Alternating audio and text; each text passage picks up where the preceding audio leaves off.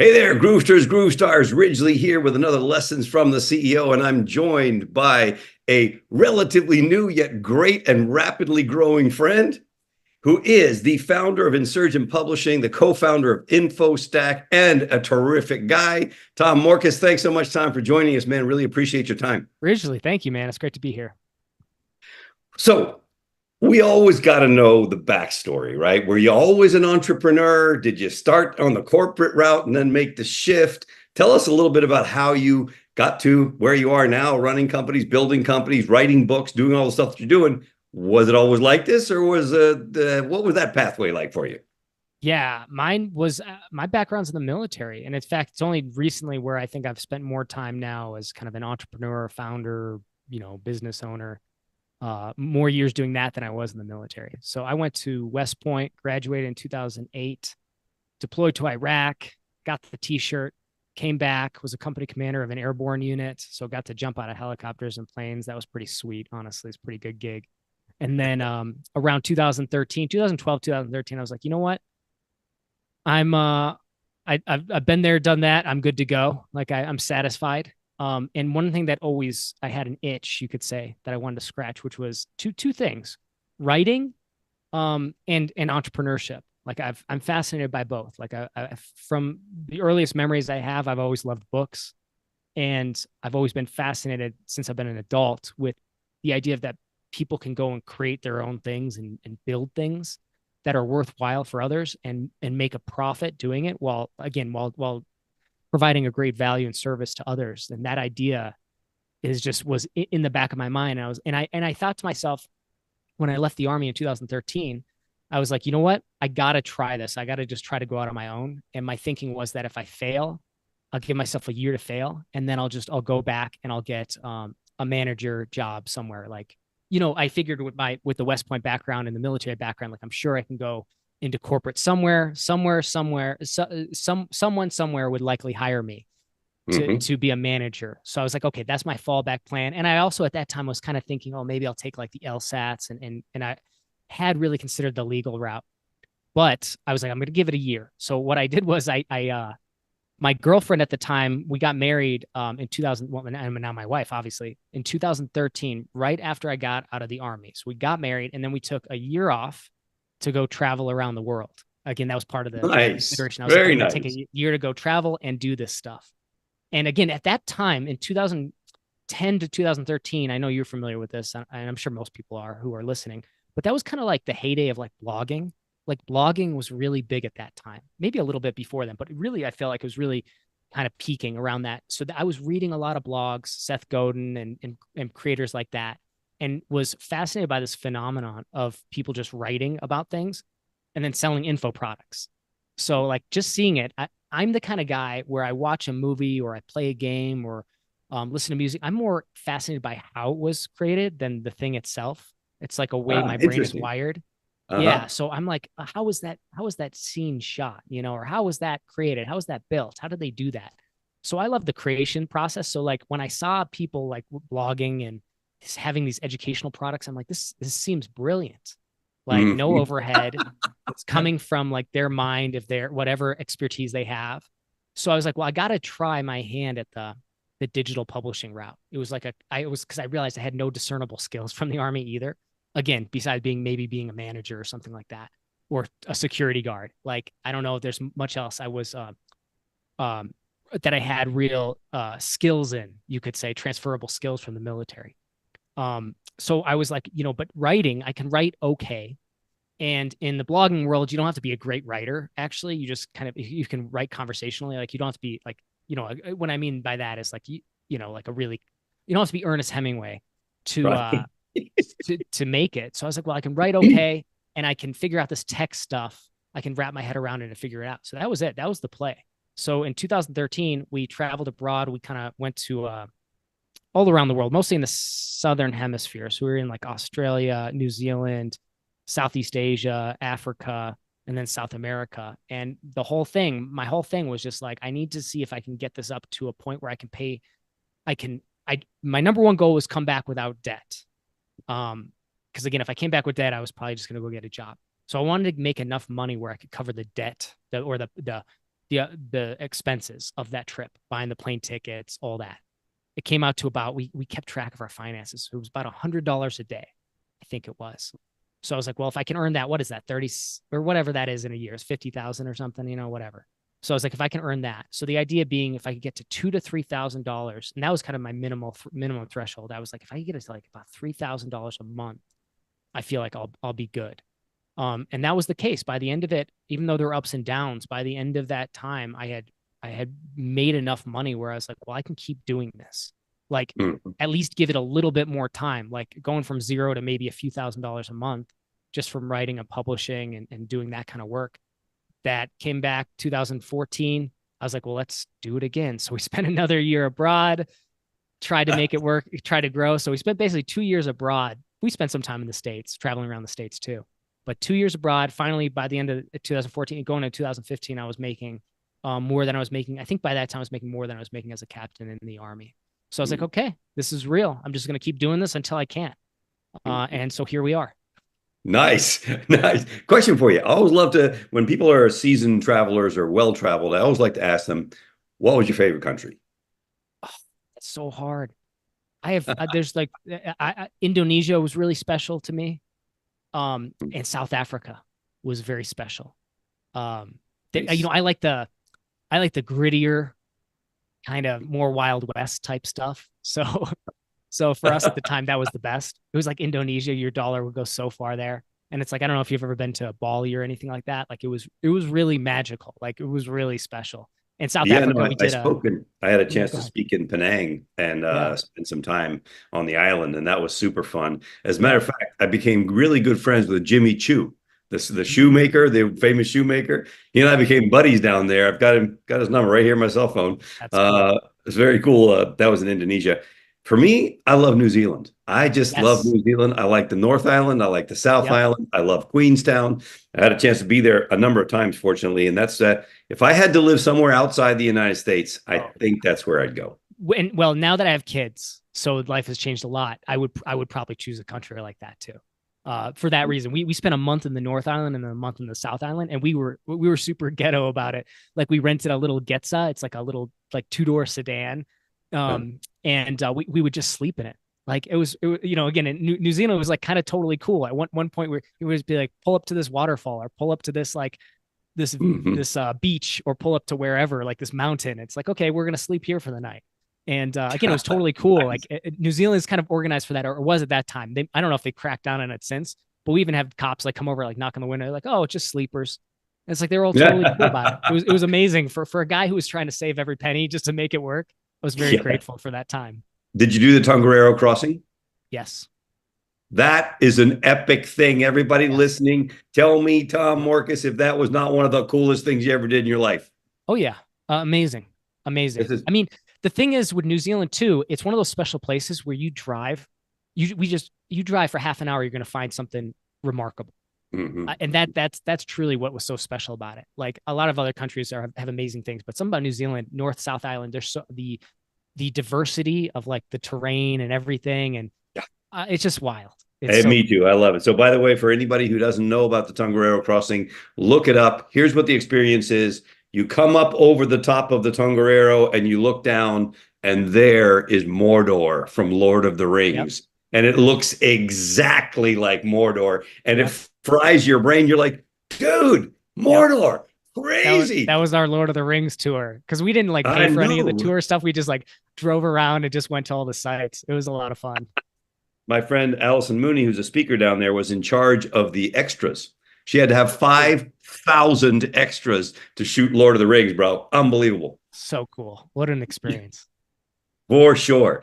All right. So now you've been on this entrepreneurial journey. You had a chance to obviously write some books, publish a bunch of stuff. You've got podcasts going, a lot of things happening. If you're looking at all that stuff and you're saying, okay, here was my journey, but I see all these other people. What do you think are the characteristics that make a successful entrepreneur? And leather skin. Like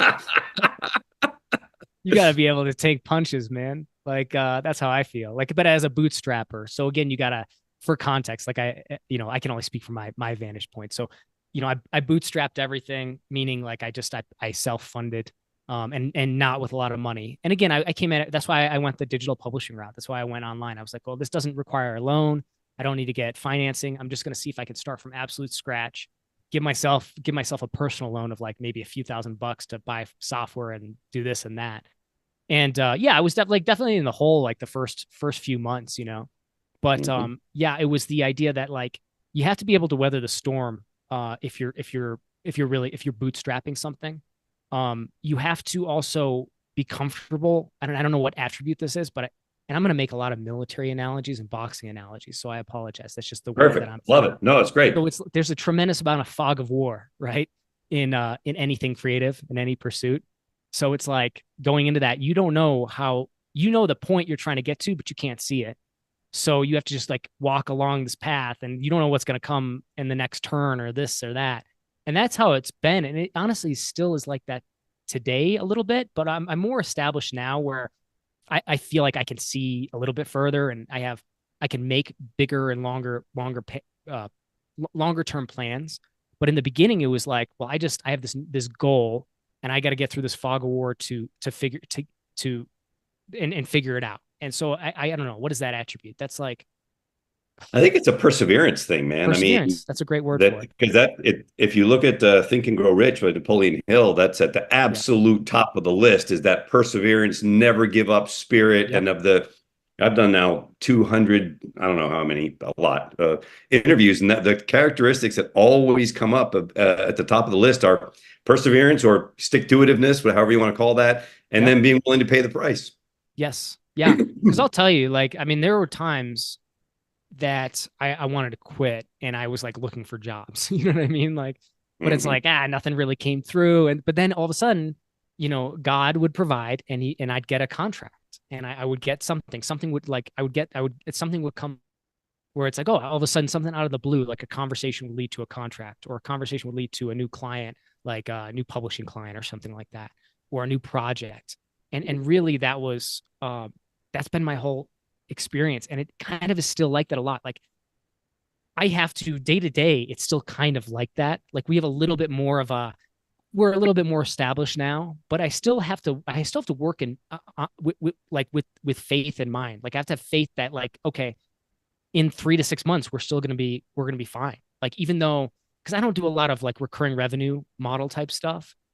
We have some of that, but mostly like I work on like project based stuff. So at the end of the day, like I do have to just believe like a contract will come or something will happen, and that's how it's been. And sometimes I just have to put blinders on, tell my what is it? Tell my ego or I don't know, one of those things internally that wants to like get me to quit. Just shut him up and just move forward and just try to do what's immediately in my view, like what's immediately right in front of me, and try to do that the best I possibly can. And so again, I don't recommend that as a strategy for others. I'm a fool just bumbling my way through it, and that's it. I just try to figure it out as I go. Well, you mentioned building that leather skin, so to speak. So tell us to take the punches. So tell us about, a big punch you've taken, one setback you had, and what you learned, what you took away from it. Pick one. Pick one you like. Okay, Pick one well, that's I been won't. like, all right, that one helped me because. Yeah, well, I mean, at least one that comes to mind is it's happened on it's happened. I think it's happened more than once, but there was like, have you ever been stiffed? Like you did work and Oh you yeah, never got paid? Yeah. So like yeah. when you're expecting like a big payout and then you just get burned. Um, so that happened to me. And that's happened in it's happened a couple times. Like, and I'm not a legalistic guy. Like I'm not gonna go after anybody in court. Like, I mean, I guess if I had to, like, but it was just it would be something I would preferably avoid. I'm a very I'd like to shake a hand and let my yes be yes and my no mean no, and honor that. And that's how I work that's how I work all the time. And most again, I know some veterans out there, like entrepreneurial veterans out there, listen to that. It's like, yeah, like, yo, that's not how it works when you get bigger. But I've always worked in that mindset where I'm like, I'm just gonna do the best I can. I'm gonna try to work with honor and integrity, and then just see how things pan out. And so I do contracts and I do all that kind of stuff. But like even getting burned on a contract, I'm like, I'm not going to go bring this person to court for this. So that, but here's the thing. In the one case, I'm thinking about a couple times that it did happen. The bigger time, it was super interesting because it motivated me to start some new projects and make back like 10x whatever I lost in that contract, right? And that engagement. So that was, and that's just like, listen, I don't know. I hope that doesn't happen to every entrepreneur and business owner, but like, I guess be ready for that. I don't know. I don't have any. Sure. No, I'm No, not. no. I'm not great. You know what I'm saying, originally. No, no, for sure, man. I think it does happen to entrepreneurs. Yeah. Certainly more so than the more linear thinkers, if you will. And of course, it's happened to me. I'm blessed that it happened very few times. But I think part of the reason why it's happened very few times is because you and I have that. My handshake is my word. Yep. If I say I'm going to do something, I do it. If I give you a quote, I'm going to honor it. I'm not going to, because I will tell you, when I wrote a book that I'm going to send you, Awesome. I had a chance to interview over 100 millionaires and billionaires, much like Napoleon Hill did with Think and Grow Rich. And here's the topic that didn't come up: integrity. You know why it didn't come up? Because it was a given. It was so, to those people who were successful, integrity was so obvious that unless I asked the question, it never came up. And I found that fascinating as a business lesson. Like, don't get out of integrity. If you get out of integrity, restore it. Do whatever you've got to do, because that will bite you hard down the road. I mean, you've been in online marketing for a long time. You know how these sidebar conversations go. So and so, oh, dude, are you doing some business with him? Do you know about them? That kind of conversation is real, and it happens so infrequently that it stands out even more. Like, there's certain people that I've heard from 4 or 5 different people, don't do business with them. Yep. And the word gets around, man. I not only for my personal feeling about myself, but I found that super interesting that in the interviews with the most successful people, integrity was never an issue because it was a given. Yeah. Yeah. It's like you got to walk. What is it? It's like you got to walk blamelessly. I don't know if that's the right way to put it, but it's like you got to walk in such a way so it's like, again, that you can walk in the light, and it's like, that you're not scared or trying to hide something. Like, that's how I feel. Like, I just couldn't do it. Like, I can't do that. Like, I have to just be honest, forthright, straight up, so that, because I don't have time to try to hide my tracks, like, or something like that. Like, if I was trying to do something sketchy. So like, and don't get me wrong, like, I'm sure you can probably make a bucket load being that kind of person. Not for me. I find money is not the main thing for me. It was very important for me in the beginning, but it was only important as a metric. I even knew in the beginning, like, that I was like, I'm not doing this to make millions. Like, I'm not doing this for a Corvette or a Bugatti or whatever. Like, I didn't really care about that stuff. No, nothing. Those people who care about those kind of things, that's fine too. It was of no interest to me. It was more like money as a metric in terms of like, if I'm doing this and there's value being created and I can capture that, well, that's a good metric for me to see if I can grow that. But then just getting to a point, it's just like, yeah, for me, it's I'd rather sleep comfortably at night, and peacefully. Yeah. And then It's interesting. and it's cool to grow a team too. Question.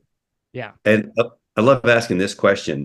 A lot of entrepreneurs, they really don't know how much is enough. And I like to say to people, man, do you have a number? Have you thought about it? What's the number? What's that look like?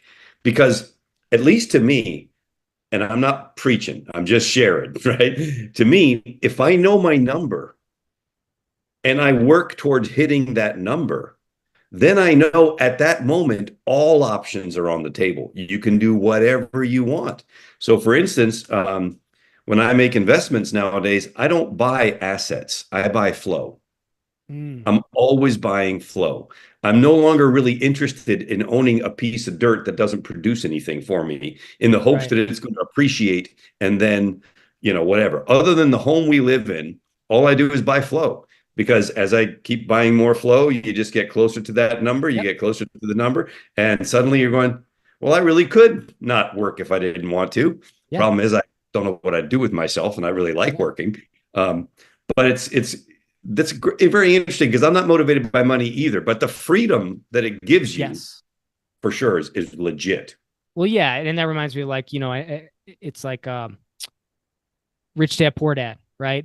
That was a very important book for me, which I know it's very basic, but it was very important for a young man to who didn't know anything about money really, to this idea of assets and liabilities. So like I read that when I was pretty young, I think either high school or college, and it was like, oh, that's what I want. I want to build and accrue assets that can pay for my liabilities, and that's been the premise. Kind of go to your flow point, which is like I'm always trying to again increase that monthly cash flow, and I can do it through different mediums. So I have a couple different companies, for instance, and then like I have like okay, rental properties or this, or I have royalties for my books, or I have sponsorship over here, or I get my affiliate income over here. So it's just, and that's fun. Like I love that Yep. because that is fun. Yep. I do like seeing that monthly amount incrementally go up. I do. It is nice. And then to your point, it's like I would never stop. I don't look at I'm not gearing towards retirement. Like at 65, Tom, we have to have this much. Call me short sighted, but I just believe that I will likely be working on something for the rest of my life. And so in the interim, I just want to have a good time while doing it, and then take care of my family and take care of my friends and family and the people who rely on me, employees and stuff like that. Like all of a sudden, like the things that matter, uh, money helps with it, but it's like, yeah, there's just much bigger things. And again, you mentioned before we hit record, it's like you went to yoga, you do this and that today. It's like what a great Friday, man. Like, and Yeah. as stressful as this is, right, to be a leader and the owner or founder, right, and you have to wear that full burden, that onus, that's yours, and nobody else gets that except for other owners, I think, and other leaders in that capacity. Like, but you just can't. It affords you that ability, if you do it right, to adjust and make your schedule what you want it to be. And to me, that is way more meaningful than any like dollar and cents, bottom line number, honestly. Well, sure. And in the business that we're in, man, I mean, crazy as it sounds, but I run my business from Telluride, the beach in Mexico, Yep. some mountain somewhere over in Europe, whatever. It doesn't matter, man. I'm still get up in the morning, do some stuff, go out, make a few turns on a ski Yeah. slope, come back in the afternoon, check some emails, and bust open a bottle of Chardonnay and have a nice day. You are who I want to be when I grow up. Like that's when I hear that, I'm like, that's it. Like I got to keep working hard. I got to carry that burden, that is ownership, and that is, being the entrepreneur. But it's like, I think that's the thing. It's like, I think that is wonderful. Like when we first connected, you were on a beach. I don't know if it was Florida, Mexico, somewhere. I was like, Yeah, my Mexico, I goodness, think. Yeah. this guy gets it. So Yeah, just not even an hour ago, I went, okay, hey, guess what? I got to speak in Colorado near where you are awesome. early September. So I had to ping my people down in Mexico. Hey, man, move my date back. I'll be a couple days late. Whatever. So I'll go to Yeah, Colorado. And instead of going from Pensacola to Mexico to Cancun, I'll just get on a plane in Denver and go to Cancun, whatever.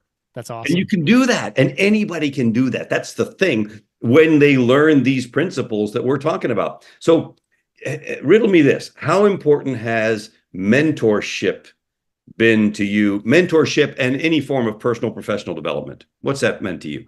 I guess it would depend how you how somebody like might define mentorship, but I guess like the way I might interpret that is like somebody who's done something before me and Mm-hmm. has like a vast amount more knowledge and experience than me, and that person might be willing to impart some of that Mm-hmm.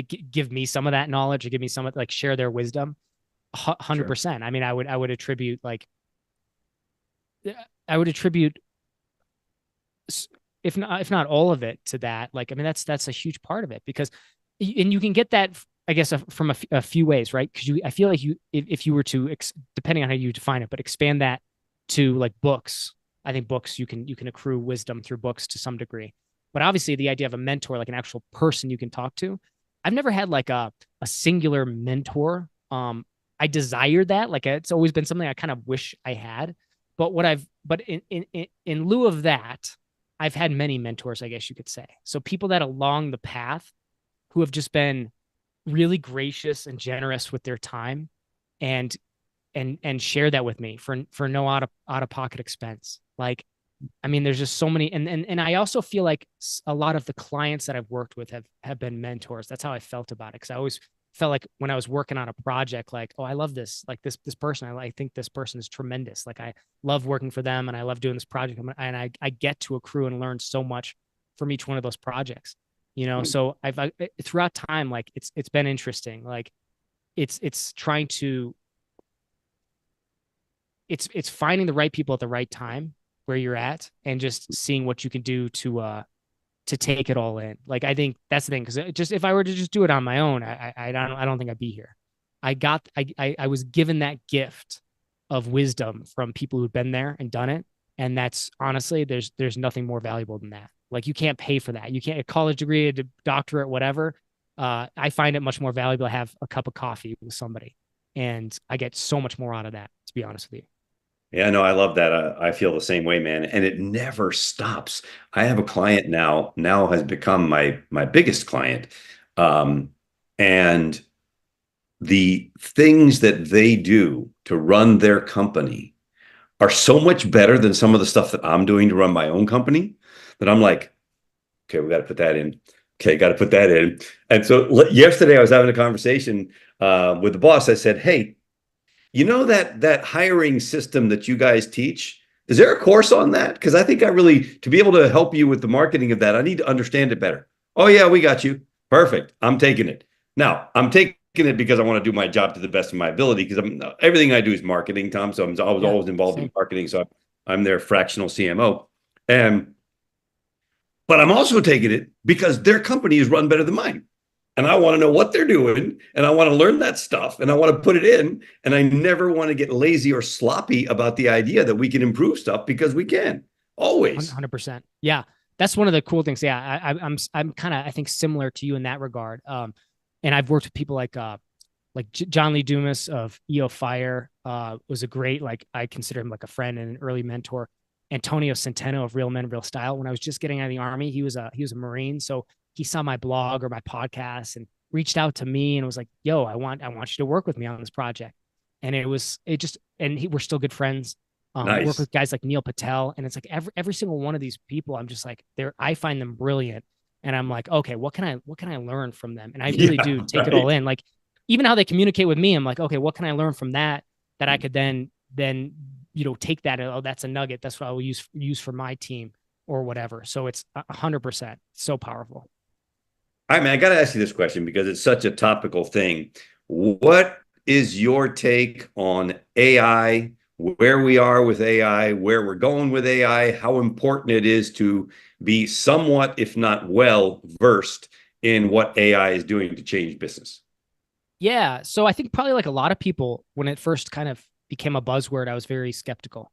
And then, you play around with like, Chat GPT, or what was it, Gemini at the time, I think. I don't know, all these names are changing Hard. so fast. Yeah. Yeah. Bard, yeah. And at the beginning, like a year or two ago, I was like, okay, it's okay. It's like a chat bot. I'm like, is this really anything? But this year, end of 2023 and then into 2024, I did sign up for a few different tools.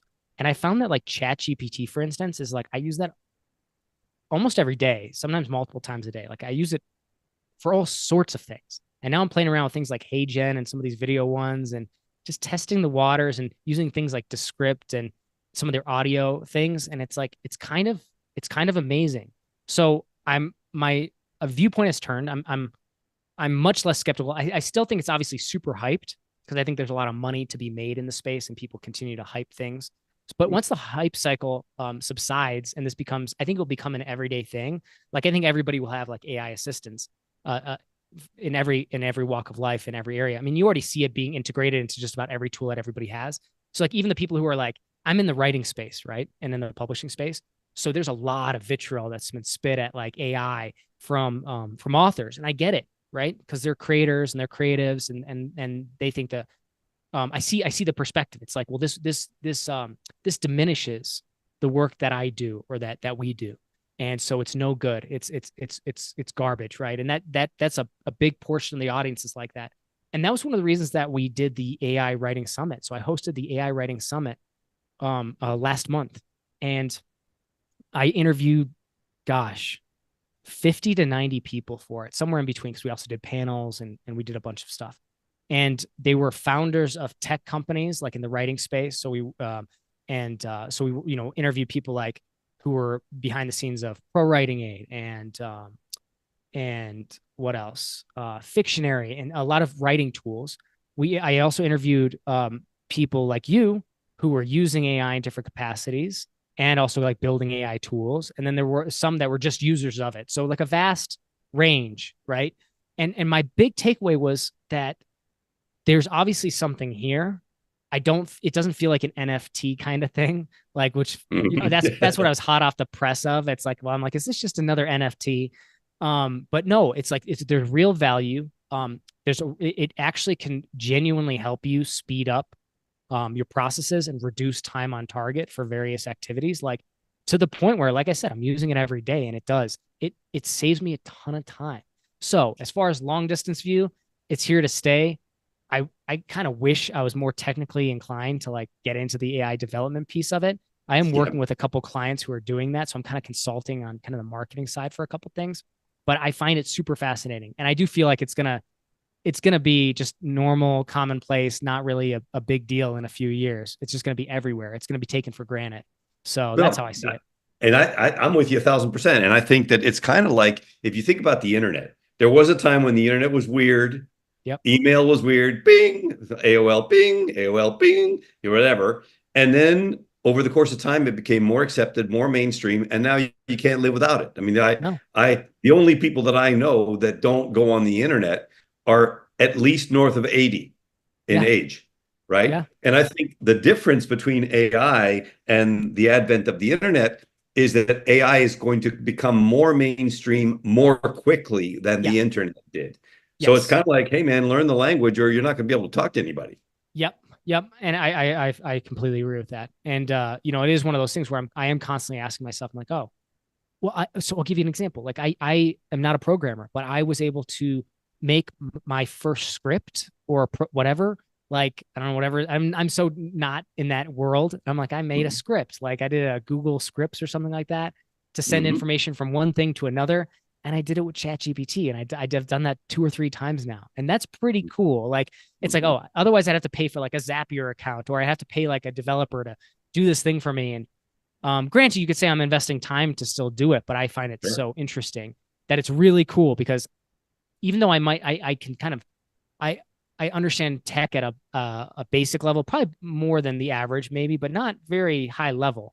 And so if somebody like me can do it, I feel like that's pretty wild. Like that opens up a lot of opportunity for those who are creative and are good at just putting pieces of puzzles together, which I feel like that is kind of my thing. Like, I don't know, I'm not a subject matter expert on anything, but I'm good at like puzzles, and I'm good at like putting systems together and things like that. You know what I mean? And so AI is a very practical tool, because now you can kind of like, it's just like, think about it, how much it reduces the time to deploy something or create something. So you can get your MVP so much faster, for instance. And that's pretty remarkable. So the downside is, but this is just life. We got to live with it.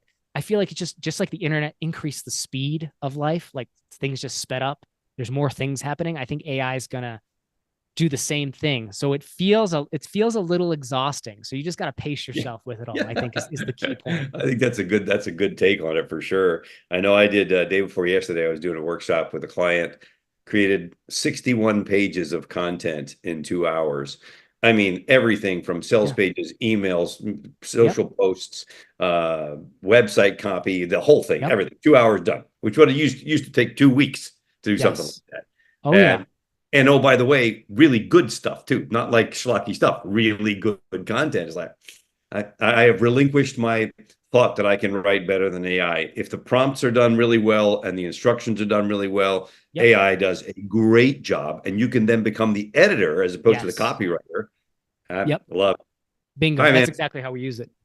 Yeah, for sure. So here's my favorite question.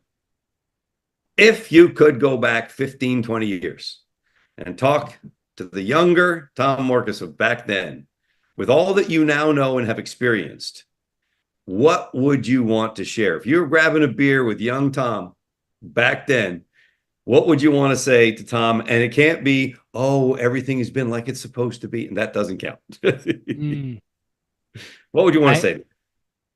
it's funny because that probably would my first instinct. I'd be like, I'm not going to tell you because you're not going to want to know. This might make you go a different direction. Um, because of the what there are hardships, and it's like, and you kind of have to. I've always been naively optimistic, and I think I still am, and that's the posture I have in life, where I'm like, I don't know really a thing, but I'm gonna be positive, and I'm gonna find a way through it, and I just feel like I'm gonna win, like I'm gonna be victorious. So I don't know that I really give much to young Tom. It's like you gotta just figure it out, dude. Like really, but I don't know if I were to give some wisdom, I guess. I, I don't regret anything I've done. I have no regrets, right? Because that's the thing. But given the framing of the question, I'd probably be like, yeah, just once something works, just double down on it. Like really double down on the things that work. Don't feel like there's going to be a win that comes that's going to be bigger than like an earlier win. Like I think a lot more value can accrue from doing like a single thing well again and again and again and just growing that thing than bouncing around. And I feel like that's for me, specific to Tom, because I am like ADD something or other. Like I got to bounce around. I got 100 things going at any given time. And again, no regrets. I am where I am, but kind of look back on it. I'm like, oh, if I had actually just concentrated on this one area that I had done really well in early, I maybe would be farther ahead now than I am, but I don't even want to look at it like a comparison. I don't know. Yeah. Is that okay? Does that answer Oh, work? 100%, man. I mean, you're talking to a guy who started 45 companies, okay? And I love Yes. to say Well, you to know. people, hey, 2 or 3 successful, 4 or 5 moderately successful, and the rest highly educational Yep.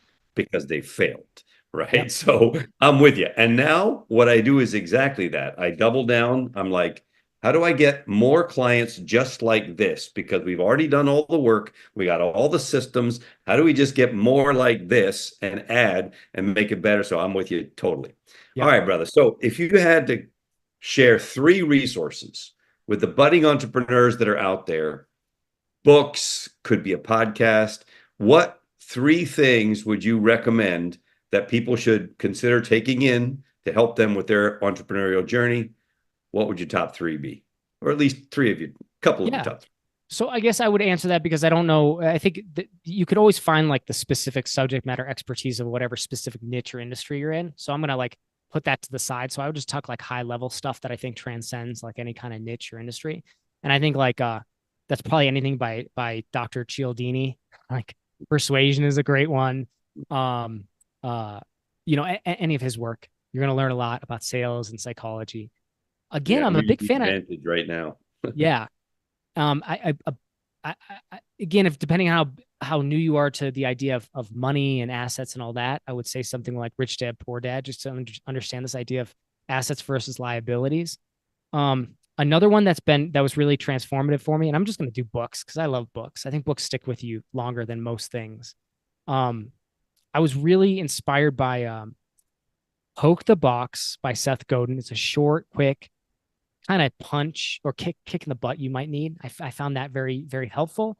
And then I will also say one of my favorite books of all time is The Slight Edge by Olson, I think. The Slight Jeff Edge. Olson. Yeah, Jeff Olson, Olson. yes. And man, again, reading that when I was younger, it's like, oh yeah, it's this idea of like that kind of that 1% rule. It's kind of Yeah. like, I think, was it Dan Hardy or who wrote the compound effect later, which is kind of, it just felt like kind of to me, a rehash the ideas of the OG, which is the Slight Edge. And who knows, maybe there's someone before him, but that book really, there's something that clicked. That's the thing with a really good book. Sometimes it can make you really understand at a different level or really change your thinking, and that's and therefore your perception. So that was a really good one because it made me just value the things I do and the things I don't do, and say like even this Yep. small thing again, even if it ends up being a failure, if I really focus on it and concentrate, I become better from that effort than versus choosing not to do it. Like things are easy to do and they're easy not to do. So it's like do the easy things, do the things that are easy. Like even if it's easy not to do them, do them anyway, do the little things, look at that 1% improvement. And again, I think that's true, I think, across the board for any entrepreneur. Yeah, man. I remember my mentor, Jim Rohn, used to say, An apple a day keeps the doctor away. It's easy to eat the apple. It's also easy not to eat the apple. Yeah. Exactly. Yep. Like such a simple thing, but he goes, oh, you're right. He also said, the people who don't read books are no better than the people who cannot read books. I love that. Right? I figured you like that one. Jim's an OG, man. I mean, I read so much of his stuff. Like, again, he's a mentor from afar. I kind of like think of when it comes to that kind of stuff. So I just imagine how 100%. amazing that was to interact with him. That's so cool. Yeah, it was awesome. I had a great time with Jim for sure. Last few words, Brother Tom, to the entrepreneurs of the world. What would you want to leave them with? Keep going. Like if you're not forced out, don't quit. Don't quit before it's too early. Get kicked out.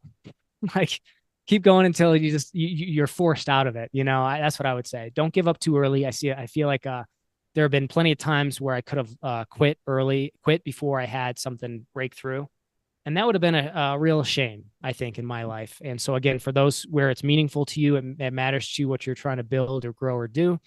Just don't give up on it too early. Like go until give it your all completely, exhaust yourself, deplete yourself, completely empty that cup before you call it quits. Because I think a lot of things will accrue in the meantime and allow you to keep doing what you're doing. Tom Morkes, thank you very much for your wisdom and insights, brother. Really appreciate you and our budding relationship. Looking forward to growing that many, many, many more times. And yeah, thank you so much for being a part of our community. Thanks a lot. Ridgely, thank you so much, man. I appreciate it.